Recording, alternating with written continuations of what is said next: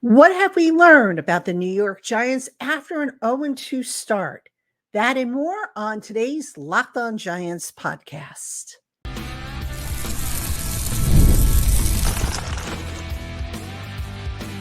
You are Locked On Giants, your daily New York Giants podcast.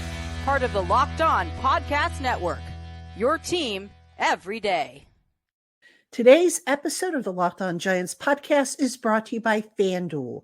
Now through September 22nd, all FanDuel customers can bet $5 and get a 3-week free trial of NFL Sunday Ticket from YouTube and YouTube TV.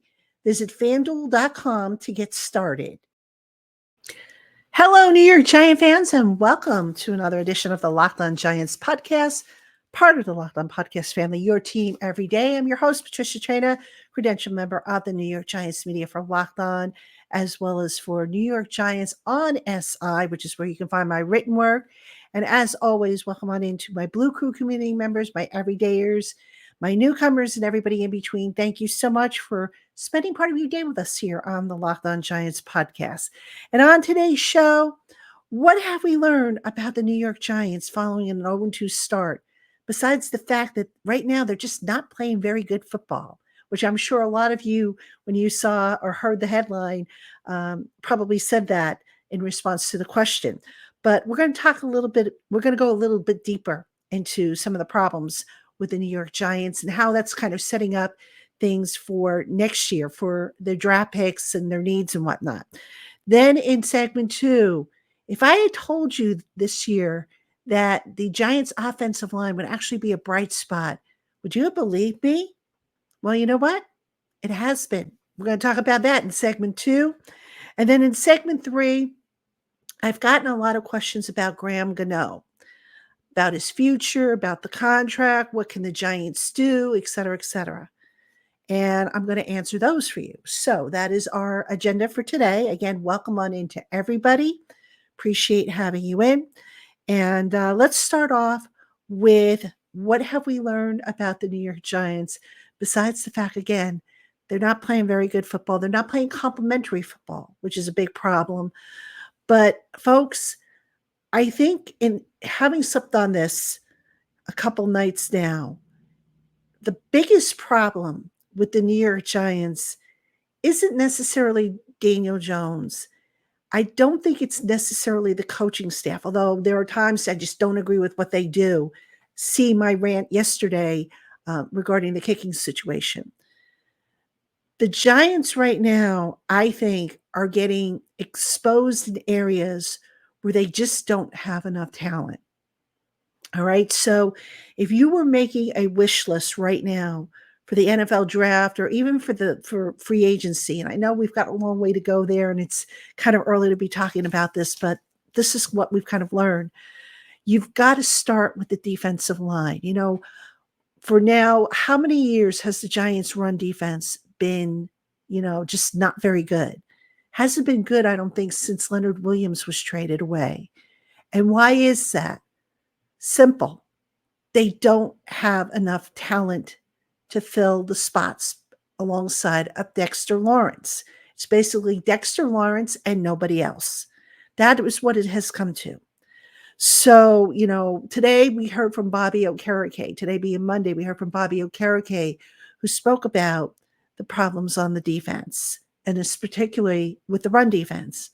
And he talked about the run fits aren't there. And, there were times when he felt he had to do other people's jobs, and that it wasn't just exclusive to him. It was, going on with other people. Folks, the Giants, in my opinion, made a big gaffe by not adding experience to that defensive line. Now, they had Jordan Phillips. They traded him to Dallas.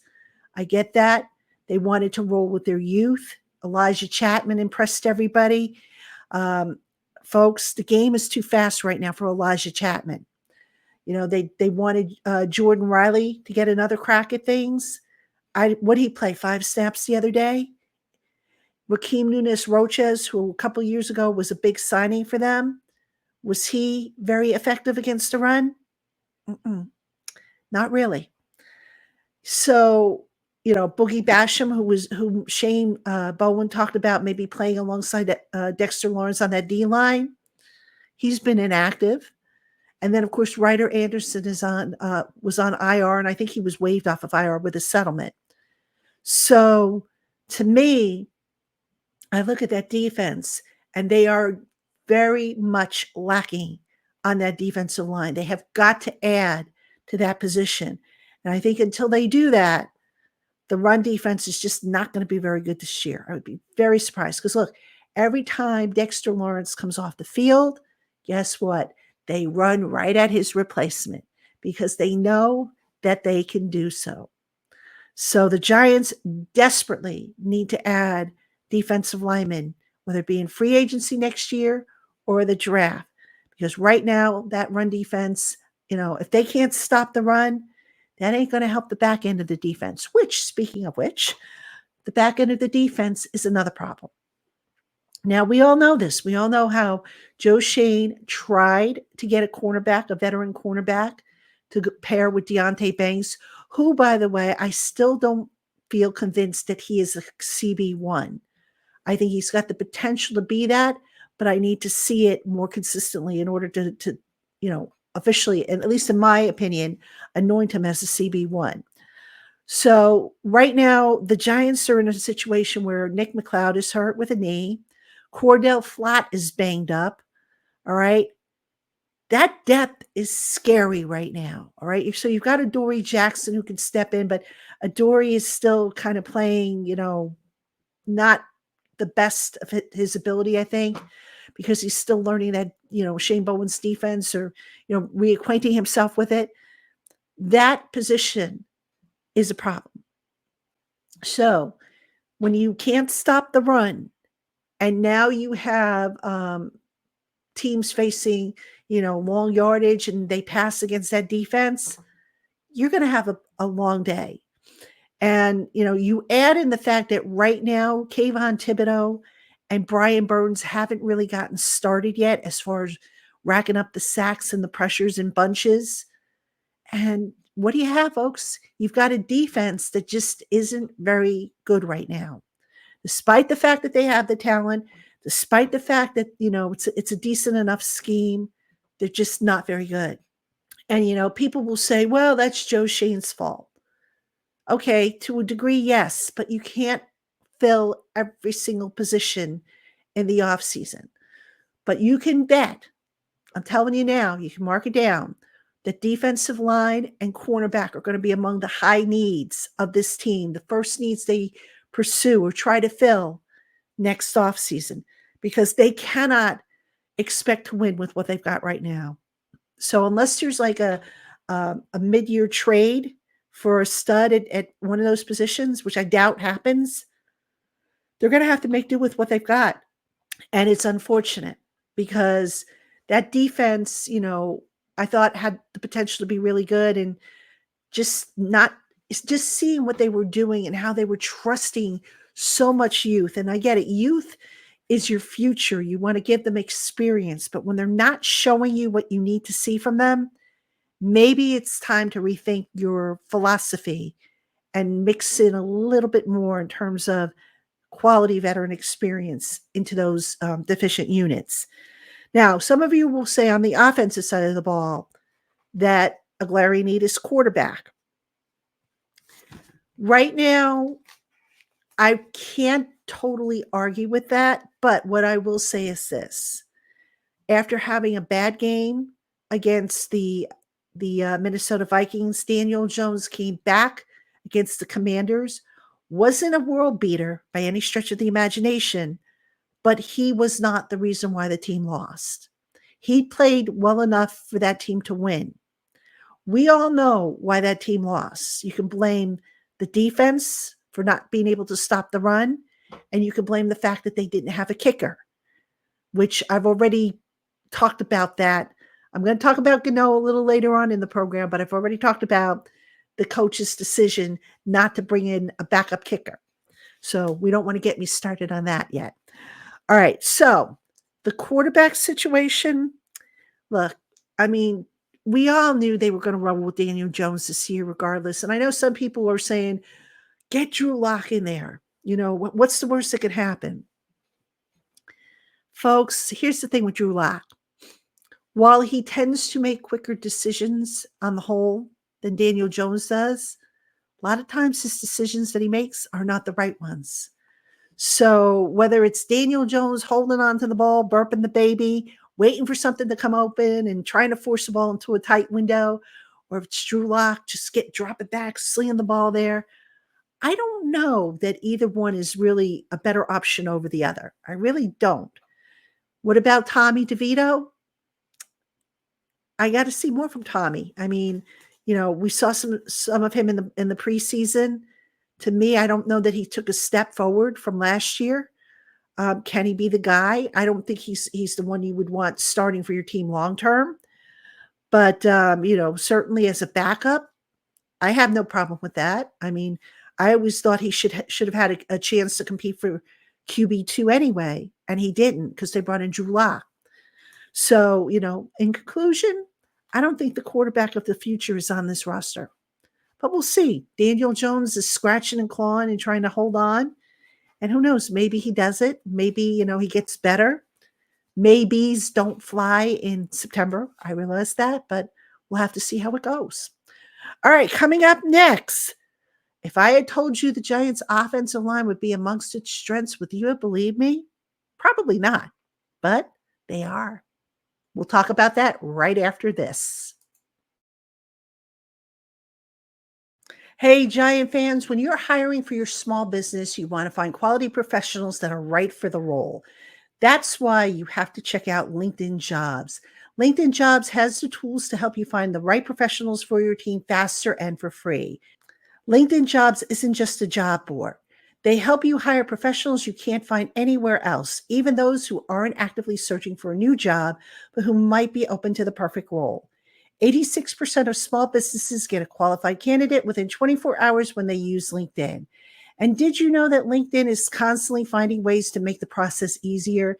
They have a feature that helps you write job descriptions, making the process so much easier and faster. Find out why 2.5 million small businesses use LinkedIn for hiring by posting your job for free at linkedin.com/lockedonnfl. That's linkedin.com/lockedonnfl to post your job for free. Terms and conditions apply. Hey, Giant fans, the next time you're looking to be a part of the hottest ticket in town, check out Game Time. With the Game Time app, you'll never have to worry about being shut out of any event.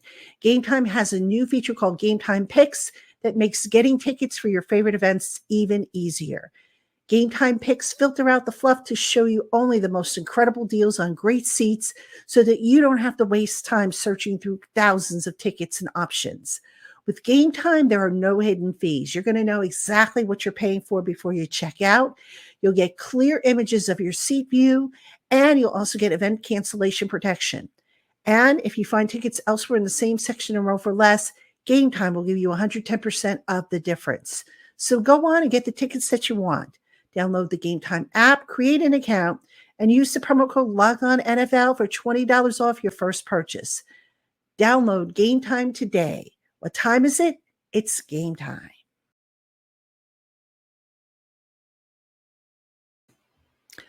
All right, everybody, welcome back to the Locked On Giants podcast. I'm your host, Patricia Traina. Coming up this week on Locked On Giants tomorrow, I'm going to have special guest Victor Cruz. Victor Cruz is going to be on with me. He's doing some work with Captain Morgan. So we'll hear from him on that, as well as we'll talk a little bit of Giants and catch up and see how his salsa game is going. And I'll have to compare notes with him because I've been practicing my salsa game as well. And then, of course, on Thursday, it is Crossover Thursday. Jeff Lloyd of Locked On Browns and I will break down the New York Giants upcoming game in Cleveland. First of 6 really tough games on the Giants schedule. So we'll get you all up to stuff on that one. All right. If I had told you, ladies and gentlemen, at the start of the year that the offensive line of the New York Giants would actually be functional, would actually be good, would you have believed me? Probably not. Now, you heard me, those of you who are my everydayers probably have heard me talk about Carmen Brasillo and how, the Giants were really getting a good teacher in Carmen Brasillo, a guy who is not so much a screamer and a yeller, but a guy who sits down and basically explains the background to what it is he's asking his guys to do. All right. So it's not just, okay, you go out there and you take this block and you do this combo block and blah, blah, blah. He's actually explaining it, and he's actually giving them techniques and little tips to help them be effective and accomplish what he needs them to accomplish. All right. So what has that meant for the Giants offensive line so far in 2 games? Well, according to Pro Football Focus, the New York Giants offensive line, sit down, folks, this is going to shock you. I know. They have they are actually tied for the 10th best pass blocking efficiency rating. All right. They have a score of 88.1. So they're tied with the Kansas City Chiefs, 10th best offensive line in the NFL after 2 games.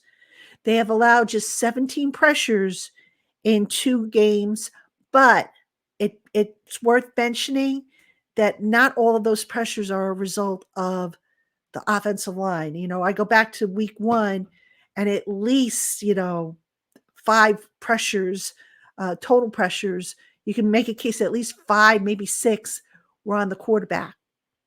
So the offensive line just has been playing well. All right. We haven't sat there and said, oh my God, what the heck are they doing? And here's the cool thing about the offensive line and how they've been playing. Other than Andrew Thomas, who we all know is a stud. I mean, Andrew Thomas is the man. Every single one of those guys hasn't been playing to where you say, oh my God, that guy's a candidate for all pro honors. But what's cool about it is that Brasillo has the 5 of them playing as one neatly orchestrated unit. And that's kind of hard to do. But Brasillo has found a way to do that. All right. You go down the line. Let's do that. Let's go down the line. We know Andrew Thomas is a stud. We don't have to worry about him. We know Jermaine Illuminor at right tackle. Illuminor has been solid. All right. There's been some hiccups here and there, but he has been solid. He has not hurt this team when he's had, miscues. Over at right guard, Greg Van Roten. If you had to pick a guy for the weakest link on the offensive line, you could make a case for Van Roten. And that I would attribute to the fact that he came into training camp late and maybe is still getting up to speed on things. So I'm not too concerned about that being a continuation moving forward. Over on the left side at left guard, John Runyon Jr., over that shoulder issue that he had towards the end of training camp, he has been solid. He and Andrew Thomas form a nice little 1-2 punch. And then in the center, John Michael Schmitz. Folks, JMS has played well these last couple of weeks. All right. He's not a power center. You're never going to, that's not his game. But the guy has been efficient with the protection calls, with his combo blocking, the dual blocking, getting to the second level. John Michael Schmitz looks like a totally different player than he did last year as a rookie, when he was just absolutely, you can tell he was swimming with his head barely above water. And that, you put that all together, and you know what? The whole is greater than the sum of the parts. You have a functional offensive line. And isn't it about time, by the way, that the Giants have a functional offensive line? Now, I get it. It's only 2 games in. They haven't faced, top NFL defenses. I understand that. But how can you not be encouraged? I mean, look, it's good in a way that they're facing these middle type of defenses, because it's allowing them to gel. It's allowing them to get their feet underneath them before their heads really start to spin against the better NFL defenses that they're going to face. So I think you've got to tip your hat to the job that Carmen Brasillo has done. You've got to tip your hat to the 5 starting offensive linemen. Again, it hasn't always been perfect. Nothing always is perfect. But from what we have seen so far, no complaints about this offensive line as it's been solid. All right, coming up next, we're going to talk about Graham Gano and the future of this kicker. So don't go anywhere. Hey, Giant fans, you've heard us talk a lot about FanDuel, America's #1 sports book. Well, we have something a little different for you. Now through September 22nd, all FanDuel customers can bet $5 and get a 3-week free trial of NFL Sunday Ticket from YouTube and YouTube TV. Then, with a YouTube TV base plan, you'll be able to watch every regular season Sunday afternoon out of market game. All you need is a Google account and a current form of payment, and you can cancel at any time. Just visit FanDuel.com to download America's #1 sportsbook. Hey, everybody, the new Locked On NFL is here. Locked On NFL is now 2 shows every day. First, the madman, Tyler Rowland, kicks off your morning with a double shot of NFL espresso. Then stop by the barbershop for a visit with Tony Wiggins for some real NFL talk. Add in the Locked On local experts, and you'll get unprecedented NFL insight, hot opinions, detailed breakdowns, all in 30 minutes. It's the new Locked On NFL, and it's twice a day. Make the new Locked On NFL your second listen on YouTube or wherever you get your podcasts. All right, everybody, welcome back to the Locked On Giants podcast. I'm your host, Patricia Traina. And in this segment, I've gotten some questions from people about Graham Gano and his future with the Giants. All right, so just to kind of fill in some backstory here, Graham Gano, 37 years old. This is the second year in a row he has been injured. And if I'm not mistaken, he signed a contract extension, I believe it was last year. So he signed a contract extension last year, had guaranteed money last year, has guaranteed money this year. So this year, his guaranteed money is $5.085 million. And he's been able to collect that despite the fact he's been injured. Now, look, I want to make it clear. Nobody goes out of their way to get injured. No NFL player wants to be injured. It happens. I get that. But here's the thing, and while I understand kickers can have a long life, they can have a long shelf life. They can conceivably kick until they're in their 40s. I think Morton Anderson did that. Maybe a few other kickers pushed it up until close to 40.